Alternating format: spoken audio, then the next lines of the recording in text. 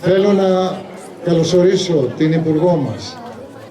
Όλους εσάς κύριε Διευθυντά, σας ευχαριστώ μαζί με τους εκπαιδευτικούς σας για την τιμητική πρόσκληση.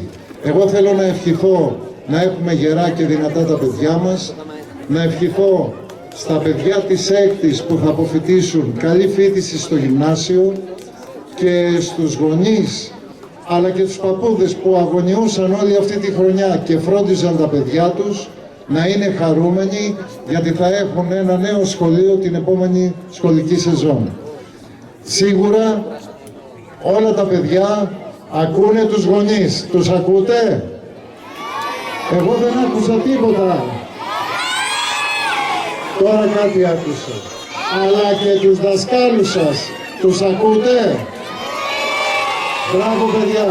Καλή επιτυχία στην εκδήλωση. Καλό καλοκαίρι σε όλους. Να είστε καλά. Γεια σας.